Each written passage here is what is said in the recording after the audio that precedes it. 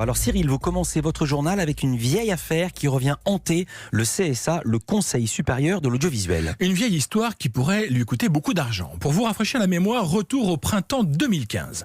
À l'époque, Pascal Ouzelot, patron de la chaîne numéro 23, conclut un deal avec le groupe Next Radio TV, la maison mère de BFM et RMC, pour lui revendre sa fréquence contre la somme de 90 millions d'euros. L'affaire fait beaucoup de bruit à l'époque, elle choque énormément, on en parle sur les bancs de l'Assemblée nationale. Le CSA, qui doit donner son aval à cette transaction, refuse de valider cette vente et va même jusqu'à retirer l'autorisation d'émettre de numéro 23 au prétexte d'une fraude à la loi. Selon le CSA, le patron de la chaîne aurait eu l'intention de réaliser une plus-value dès son dépôt de candidature pour obtenir la fréquence 23 de la TNT. Mais voilà, le CSA se fait désavouer quelques mois plus tard. Et en effet, en mars 2016, le Conseil d'État donne raison à Pascal Ouzelot, annule la décision du CSA et finalement, bon gré mal gré, le CSA va finir par donner son aval à la vente de la chaîne à Next Radio TV en juillet 2017. Vous mettez un point à votre phrase, mais l'affaire ne s'arrête pas là. Et non, Pascal Ouzelot, non content d'avoir tout de même réalisé une exceptionnelle opération financière, mène depuis l'été dernier une guerre juridique au CSA à qui il réclame 20 millions d'euros de dommages et intérêts. Une plainte déposée l'été dernier, mais la justice ne va pas assez vite au goût de Pascal Ouzelot. Nous avons ainsi appris que l'homme d'affaires a lancé une procédure dite de référé provisoire. Elle permet aux plaignants de pouvoir toucher une première partie de ce qu'ils réclament. En l'occurrence, l'ancien patron de numéro 23 demande à ce que 10 millions d'euros lui soient d'ores et déjà versés en attendant le jugement sur le fond. Une audience devrait avoir lieu d'ici la fin du mois. Alors, le CSA, qui a déjà été condamné, on s'en souvient, il n'y a pas longtemps, à verser un peu plus d'1 million d'euros à la chaîne C8, va-t-il de nouveau devoir passer à la caisse et avec lui le contribuable français, car tout ceci, je le rappelle, c'est de l'argent public. Côté CSA, on m'assure qu'on se battra jusqu'au bout pour gagner cette affaire face à Pascal Ouzelot. Autre baston, Cyril, on va parler de rugby, le tournoi des 6 nations qui commence samedi 1er février et France 2 a présenté hier son dispositif pour cette édition 2020. La France n'est pas au mieux de sa forme, mais le tournoi est toujours un événement dans le monde du sport et les Bleus commencent fort car ils affronteront dès leur premier match les vice-champions du monde anglais pour le fameux Crunch. Ça se passera le dimanche 2 février. Notre journaliste Alexandre Omar était hier à la présentation organisée par France 2 et il a demandé à Laurent-Éric Lelay, le patron des sports de France Télé, s'il craignait que la forme très moyenne des Français influe sur les audiences. Cette année, non. Cette année, je pense qu'on croit tous à raison qu'une nouvelle ère arrive et que les Bleus vont être très performants. Donc moi, je suis très confiant sur les audiences, notamment sur le premier match, France-Angleterre, qui est un rendez-vous qui est attendu par l'ensemble des Français. France-Angleterre, ça sera où en France, en Angleterre ? En France.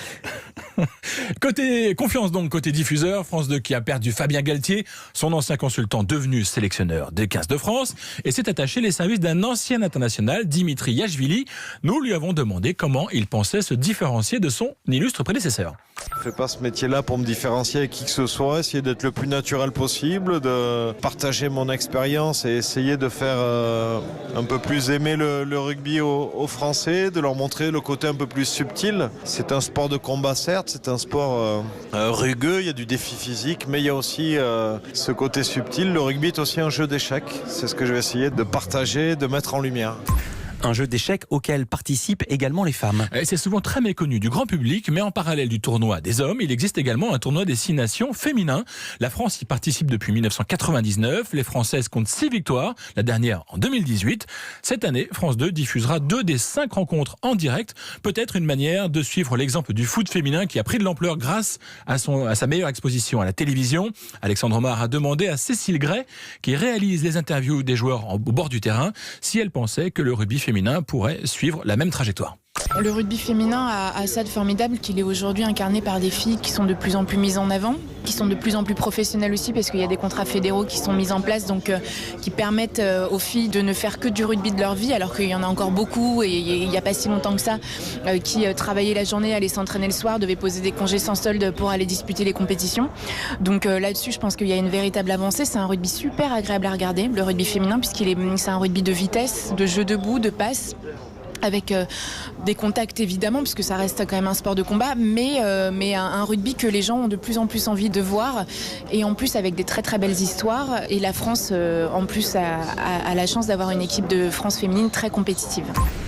Les Françaises qui disputeront la Coupe du Monde de rugby féminin l'année prochaine en Nouvelle-Zélande. En attendant, le tournoi destination des hommes, des femmes et même des moins de 20 ans, c'est donc à suivre sur France Télévisions à partir du 1er février. Le couple Harry et Meghan s'apprête donc à quitter la couronne et il prépare déjà la suite des projets médias. Ouais, selon The Times, la duchesse de Sussex aurait signé un contrat avec Disney pour une série de projets, des projets qui n'ont pas encore été précisés, mais il semble que cela ne soit pas une question d'argent. Selon le magazine anglais, l'argent qu'aurait gagné Meghan Markle dans cette opération sera reversé à une association de protection des éléphants. Côté famille royale, on assure toutefois que ce contrat, dans lequel pourrait également être impliqué le prince Harry, était déjà en négociation avant que le couple annonce son intention de se retirer de la vie du palais. Cyril, un mot concernant la future loi de réforme de l'audiovisuel. La France a bien l'intention de faire passer à la caisse Netflix et les autres plateformes de vidéo à la demande. On en a déjà parlé. Ici même, le gouvernement veut que les plateformes étrangères participent au financement de la création au même titre que les chaînes de télé historiques. Le ministre de la Culture avait dit qu'elles devraient au minimum investir 16% de leur chiffre d'affaires annuel. Finalement, ce sera beaucoup plus. On a appris hier que ce taux serait de minimum 25%. Alors, si on fait un calcul rapide, avec plus de 6 millions d'abonnés en France qui payent en moyenne 11 € par mois, Netflix devra débourser près de 200 millions d'euros chaque année pour le financement de la création française. Et puis Cyril, deux brèves pour terminer ce journal. Cadmera ne quitte plus le petit écran après Baron Noir, dont la 3e saison arrive le mois prochain sur Canal+, où récemment La Part du soupçon sur TF1, le comédien va cette fois camper le personnage d'une mini-série de 6 épisodes, toujours pour TF1. Il sera accompagné de Jean Reno, un casting de prestige donc pour la une. L'autre réussite, elle se passe de l'autre côté de l'Atlantique, c'est celle du New York Times. Le quotidien américain vient de franchir la barre des 5 millions d'abonnés. 5 millions d'abonnés numériques ? Non, 5 millions d'abonnés. Un succès porté essentiellement par le numérique, qui représente à lui seul 4 300 000 abonnés. Sur la seule année 2019, le New York Times a gagné 1 million d'abonnés sur le numérique. Le patron du journal a dit que son objectif était désormais d'atteindre le cap des 10 millions d'ici 2025, dans 5 ans. Comme on dit beaucoup de patrons de presse, je te préviens, le numérique, ça marchera jamais. Merci beaucoup Cyril Lacarrière. On vous retrouve demain pour un nouveau journal des médias.